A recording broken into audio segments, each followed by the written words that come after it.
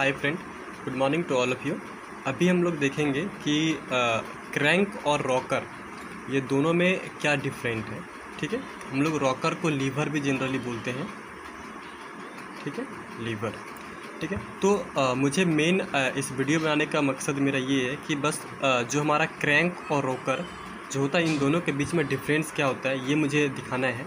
ठीक है, तो सबसे पहले क्या होता है कि अगर हम लोग इसका प्रिंसिपल हम समझें, ठीक है ना, तो रॉकर में क्या होता है, रॉकर में क्या होता है कि अगर कोई हमारा मैकेनिज्म है, ठीक है, कोई अगर हमारा एक मैकेनिज्म है और वो अगर 360 एंगल में घूम रहा है, ठीक है ना, अगर ऐसा मैकेनिज्म जो 360 एंगल मतलब 360 डिग्री में रोटेशन कर रहा है, ठीक है, तो उसको हम लोग क्रैंक बोलते हैं।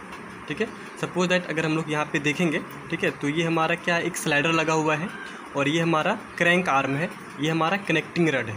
ठीक है, तो अभी हम क्या होगा कि जैसे ही हम इनपुट हम इस लिंक नंबर 2 पे देंगे, दैट इज क्रैंक आर्म। ठीक है, जैसे हम लोग लिंक नंबर 2 पे इनपुट देंगे या फिर यहाँ पे जैसे हम लोग मोटर कनेक्ट करेंगे, ठीक है ना, तो ये क्या होगा कि 360 एंगल में जो है वो मूव करेगा।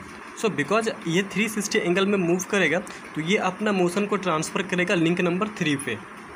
ठीक है, और लिंक नंबर 3 जो है वो कनेक्टेड है लिंक नंबर 4 से, जो स्लाइडर है, जो क्या होगा स्लाइड करेगा।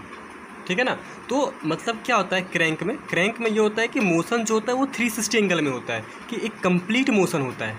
ठीक है ना, अगर इस प्रकार का कोई मैकेनिज्म है जिसमें 360 एंगल में मोशन हो रहा है, ठीक है, तो उसको हम लोग क्रैंक मैकेनिज्म बोलते हैं या फिर क्रैंक बोलते हैं। ठीक है ना, इसका एप्लीकेशन हम बात करेंगे तो आईसी इंजन में करते हैं, पावर पंप में करते हैं, ठीक है, और कंप्रेसर वगैरह में करते हैं। ठीक है, और भी इसका एप्लीकेशन है।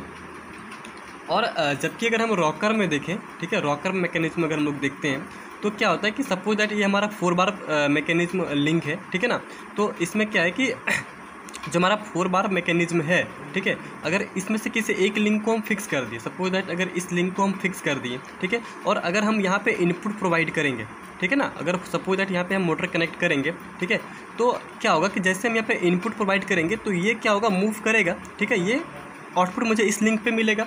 ठीक है ना, ठीक है, इस लिंक को फिक्स किया हमने, इस पे इनपुट प्रोवाइड किया। इनपुट प्रोवाइड करने के बाद क्या होगा कि जो भी मुझे मतलब मोटर कनेक्ट करने के बाद मुझे जो आउटपुट मिलेगा वो इस लिंक पे मिलेगा। ठीक है ना, तो यहाँ पे जो मूवमेंट होगा लिंक का वो किस प्रकार से होगा कि ये हमारा 360 से कम मूवमेंट होगा। सपोज दैट इस प्रकार से देखते हैं कि यहाँ पे जो इसका मूवमेंट होगा ये कंप्लीट मोशन नहीं हो पाएगा। ठीक है ना, और इधर भी अगर हम लोग इनपुट को इधर ना देकर अगर इस साइड से इनपुट देंगे तो इधर का जो मूवमेंट होगा लिंक का वो भी एक कंप्लीट मोशन नहीं हो पाएगा, वो भी कुछ डिस्टेंस तक आएगा, उसके बाद फिर से वो अपना पोजीशन को गेन कर लेगा। इट मीन कि मतलब वो क्या होगा कि स्टार्ट होगा इस पोजीशन से, मैक्सिमम पोजीशन को गेन करेगा। ठीक है ना, फिर से वो अपना पोजीशन को मतलब स्टार्ट होगा इस पोजीशन से, मैक्सिमम पोजीशन को गेन करेगा। ठीक है, वो इस पोजीशन तक आएगा, उसके बाद फिर से वो अपना पोजीशन को गेन कर लेगा। ठीक है ना, वो इसका कंप्लीट मोशन जो है वो नहीं हो पाएगा। ठीक है, तो इस प्रकार का जो मोशन होता है, ठीक है, उसको हम लोग रॉकर मैकेनिज्म बोलते हैं। मतलब रॉकर मैकेनिज्म में जो मोशन होता है ना, ठीक है, वो लेस देन होता है 360 एंगल। ठीक है ना, मतलब कंप्लीट मोशन नहीं हो पाता है। ठीक है, तो इस प्रकार का जो मोशन है उसको हम लोग रॉकर मैकेनिज्म बोलते हैं, और जिसमें कंप्लीट मोशन होता है 360 एंगल में मोशन होता है उसको हम लोग क्रैंक मैकेनिज्म बोलते हैं।